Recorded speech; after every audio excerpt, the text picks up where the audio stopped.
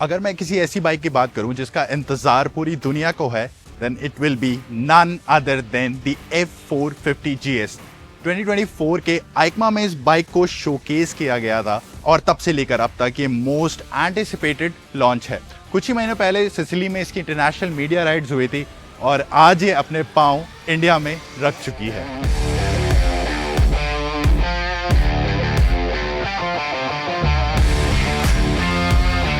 $400 to $500 CC segment इस समय सबसे ज्यादा कॉम्पिटिटिव है और इसमें कुछ नोटेबल बाइक्स हैं जैसे कि royal Enfield Himalayan 450 and the KTM adventure 390।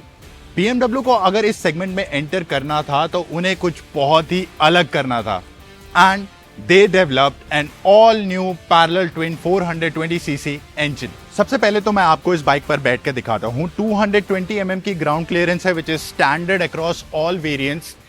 845 mm की सीट हाइट, सो मेरी हाइट है 6 फुट से ज़्यादा है, मैं इजीली फ्लैट फुट कर सकता हूँ। अगर आपकी हाइट है 5 फुट 6 इंच 5 फुट 7 इंच तो भी आप इस बाइक को राइड कर सकते हैं और आप चूज कर सकते हैं the optional smaller seat height option जो कि इसको ले जाएगा अराउंड 830 mm, या फिर अगर आप ज़्यादा ही एडवेंचर का कीड़ा है तो आप ले सकते हैं 865 mm वाली रैली सीट। जो एक चीज़ BMW ने बहुत अच्छी की है, जो शॉर्ट राइडर्स को, जो लोग छोटे हैं वो बहुत सवाल पूछते हैं एडवेंचर बाइक्स राइड करने के लिए, टैंक नैरो है, not like the other GS। Seat बहुत नैरो है तो यहाँ से अगर आपको पैर नीचे ले जाने हैं तो आपके लिए ये चीज़ काफ़ी अच्छी हो जाती है। 178 kg का कर्व वेट सुनने में बहुत ज़्यादा लग सकता है लेकिन वो बहुत ही वेल डिस्ट्रीब्यूटेड है एंड ये बाइक चाहे बहुत ही नेक टू नेक ट्रैफिक हो, पतली रोड्स हो, मुझे 178 kg का कर्व वेट कहीं से भी भारी नहीं लगा। इनफैक्ट अगर मैं आप लोगों को बताऊं तो ये इंजन अपने सेगमेंट में सबसे लाइट है। This is 20 kg lighter, imagine 20 kg lighter engine और इसका टोटल वेट है 46 kg। ये सारी चीजें मैं आपको क्यों बता रहा हूं, सिर्फ एक चीज को प्रूव करने के लिए कि this is not intimidating at all, this is a confidence building machine. BMW wanted to aim at newer riders, चाहे जिन्होंने आज तक कभी बाइकें भी नहीं चलाई हैं, या फिर GS 1300 राइडर्स 1250 राइड करने वाले bike who wanted something smaller, something more maneuverable, something as capable as a GS but with a smaller footprint. अगर मैं इंजन की बात करूं तो BMW ने एक बहुत खास बात करी है, 135 डिग्री का क्रैंक पिन। ये 270 डिग्री इंजन की तरह ही फील होता है, अनलाइक दी 180 डिग्री पैरेलल ट्विंस जो कि बहुत ही बोरिंग फील होते हैं। तो आप कह सकते हो कि ये एक वी ट्विन इंजन की तरह फील होगा। पावर फिगर्स की अगर मैं बात करूं तो 47 HP और 43 न्यूटन मीटर का टॉर्क काफी RPM में नीचे बिल्ड होता है, सो सिटीज के लिए बहुत ही राइडेबल नेचर है इस बाइक का। मिड रेंज भी काफी हेल्दी है लेकिन जैसे ही ये हाई स्पीड्स पर जाने लगती है ये थोड़ा सा बाजी होने लगती है around foot pegs and handle bars which is not that nice. So अगर आप टूरिंग के बारे में सोच रहे हैं इस बाइक को लेकर तो शायद उतना सेटिस्फाइड नहीं रहेंगे क्योंकि 100 and 110 किलोमीटर पर आवर की स्पीड पर मुझे थोड़ी सी बस फील हुई उस बाइक में। And if you want to talk about the top speed, it can still go up to 165 kmph। Despite such kerb weight ये बाइक काफ़ी निम्बल फील होती है around corners, around tricky situations. काफ़ी सारे लोग सवाल कर रहे थे कि एक एडवेंचर बाइक होने के बावजूद भी इसे एक 19 इंच फ्रंट व्हील क्यों दिया गया है, उन्हें एक 21 इंच व्हील क्यों नहीं दिया गया।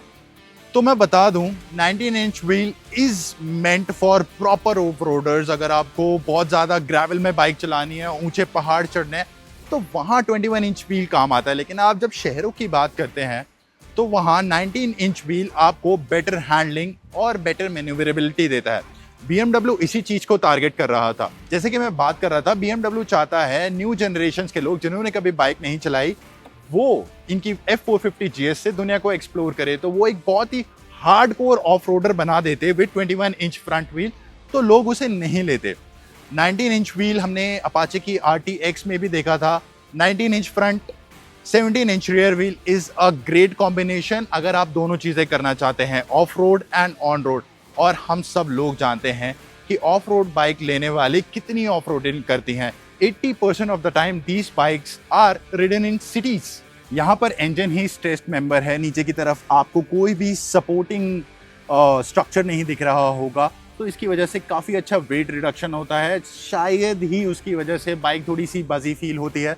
Second thing is this hollow swing arm, जिसका वेट अराउंड 1.5 kg लाइटर है as compared to the previous G310 GS। यहाँ पर बहुत सारे लोग जानना चाहेंगे कि इसके वेरिएंट्स कितने हैं, तो ये 3 वेरिएंट्स में आपको मिलेगी। पहला है बेस, जो कि आपको यूजुअली ब्लैक कलर में मिलेगा। दूसरा है एक्सक्लूसिव, जिसमें थोड़ा सा रेड ऐड हो जाएगा। And the best one which you will want to buy is of course the GS trophy, जो कि आपको GS ट्रॉफी के सिग्नेचर कलर्स में मिलती है, white, red, blue, metallic shades. Base, exclusive और GS ट्रॉफी में काफी सारे फीचर डिफरेंसेस हैं, जिनको हम अपनी स्क्रीन पर लिस्ट कर देते हैं। One thing which everyone is talking about is ERC, Easy Ride Clutch। सबसे पहली बात मैं बता दूं तो ये आपको सिर्फ ट्रॉफी वेरिएंट में मिलेगा, यानी कि आपको ये बेस और एक्सक्लूसिव वेरिएंट में नहीं मिलेगा। सिंपल सी चीज कहूं तो जब आप बाइक स्टार्ट करोगे तो आपको क्लच दबाने की जरूरत नहीं है, आप सीधा बाइक को स्टार्ट कर सकते हो। हाँ, जब आप न्यूट्रल में होगे तो आपको एक बार डाउन शिफ्ट करना पड़ेगा पहले गियर में जाने के लिए, and then you can start the bike. और उसके बाद आपको सिर्फ पैरों से शिफ्ट करना है, आपको क्लच लीवर का यूज ही नहीं करना है। वो लोग जिन्होंने कभी गियर वाली चीजें यूज नहीं करी हैं, या फिर ऑफ रोडिंग में जब क्लच एक्शन थोड़ा सा ट्रिकी हो जाता है, क्योंकि हम ऐसे टेरेंस को नेविगेट कर रहे होते हैं जहां हमें ज़्यादा पता नहीं होता, हमारा ध्यान आगे होता है, क्लच एक्शंस, गियर शिफ्टिंग काफ़ी कंफ्यूजिंग होती है कुछ लोगों के लिए। I am also a victim of the same thing. तो यहाँ पर अगर बिना क्लच यूज़ करे मैं डाउन शिफ्ट और अप शिफ्ट कर सकता हूँ with ease, and I have a DOP who doesn't know to ride the bike, and he was able to ride this bike without any fuss. Imagine guys, एक बंदा जिसको gear चीजें चलानी ही नहीं आती, उसने पहली बार में F450 GS को चला लिया। ये देखिए कैसे भगा रहा है। एक थोड़ी सी प्रॉब्लम है, जब आप चढ़ाई चढ़ रहे होते हैं, बाइक गियर में होती है, मान लीजिए आपने ब्रेक्स नहीं दबाए हुए, तो यूजुअली जो गियर में बाइक्स होती हैं, अगर आपने थ्रॉटल नहीं दिया हुआ है तो वो बाइक वहीं बंद हो जाती है, आप हॉल्ट आ जाते हैं। लेकिन क्योंकि इसमें ERC है तो ये बाइक पीछे की तरफ रोल डाउन होने लगती है, which is a little bit scary. तो आपको ऑल द टाइम अपने पैर या हाथ ब्रेक्स पर रखने होंगे।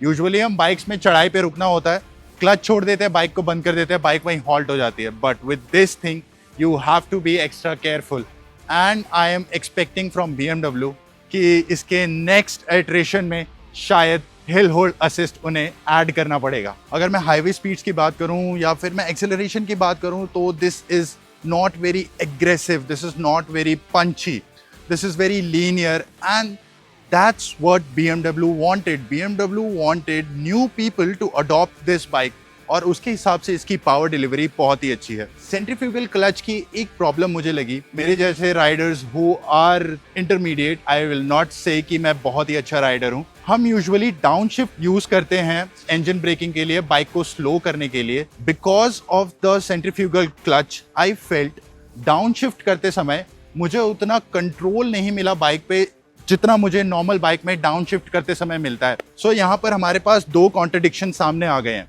जो बिगिनर्स हैं उनको तो ये चीज काफी अच्छी लगेगी, लेकिन जो बहुत ही एक्सपीरियंस लोग हैं शायद वो इस सेंट्रीफ्यूगल क्लच को ना चाहें। बट आपको ट्रॉफी वेरिएंट सिर्फ सेंट्रीफ्यूगल क्लच के साथ ही मिलता है। सस्पेंशन काफी वेल ट्यून्ड है, बम्प्स को अच्छे से अब्सॉर्ब करता है, लेकिन जब आप बहुत ही हार्ड कोर ऑफ रोडिंग करें तो वहां पर थोड़ा सा ये सॉफ्ट फील हो सकता है। But don't worry, trophy variant में आपको एडजस्टेबल सस्पेंशन मिलता है इन द फ्रंट और rear for dampening and rebound, so you can adjust this bike according to your weight। अब आप लोग इस बाइक को काफी देख चुके हैं पिक्चर्स में, वीडियोस में, तो लुक्स के बारे में मैं ज्यादा बात नहीं करना चाहूंगा, but still look at this unmistakably GS। जो पहली G310 थी वो सिर्फ एक नाम की BMW GS लगती थी, but look at this thing, वही iconic beak, the shape of this tank, these exposed trelly frame, these colors, वही iconic egg shape की lights, and overall ये बहुत ही अच्छा mix है between a adventure tourer, a naked bike, a sports bike. This is not one thing but many things in one. So अगर मैं looks की बात करूं तो ना तो बहुत ही बड़ी hefty दिखती है ना तो बहुत ही छोटी दिखती है. It is in between. So BMW ने इसके proportions को बहुत ही अच्छे से मैनेज किया है. बाय द वे मैं एक बात कहना चाहूँगा कि ये smoke screen, these white hand guards, adjustable suspension, white trellis frame, ERC clutch, all these things are only found in the trophy variant. Instrument cluster की बात करूं, स्विचेस की बात करूं या फिर मल्टी कंट्रोलर की बात करूं, which is a iconic GS feature. इसके बिना जीएस नहीं हो सकती. You get everything rain, road, Enduro pro. Enduro आपको मिड वेरिएंट में मिलेगा और एंड्यूरो प्रो सिर्फ टॉप वेरिएंट में मिलेगा. एंड्यूरो और एंड्यूरो प्रो आपको बेस वेरिएंट्स में नहीं मिलेंगे.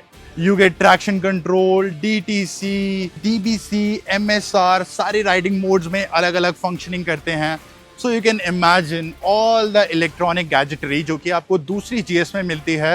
Definitely F450 has got that pedigree. ये देखिए कैसे भगा रहा है. ये बाइक किसी एक चीज में अच्छी नहीं है बल्कि बहुत सारी चीजों में अच्छा करने की कोशिश करती है. ना तो ये एक बहुत ही हार्डकोर ऑफ रोडर है, ना तो ये एक बहुत ही जेन्युइन हाईवे क्रूजर है, but it is a well balanced, easy to ride and a fun motorcycle. ये बाइक आपको इंटिमिडेट नहीं करती बल्कि एनकरेज करती है और भी चीज़ें एक्सप्लोर करने के लिए. So if you are someone who has never ridden bikes, want to explore trails, jungles and everything, get this bike. या फिर आपके पास है एक GS 1300 जो कि हमेशा गैराज में ही पड़ी रहती है because it is too cumbersome to take out in the city, but you still want to ride a GS, फिर भी आपके लिए है द F450. आपको ये बाइक कैसी लगे हमें कमेंट्स में बताएं. ये वीडियो अच्छा लगा हो तो इसे लाइक और शेयर करें और ऐसे कंटेंट के लिए ऑटो 9 को जरूर फॉलो करें.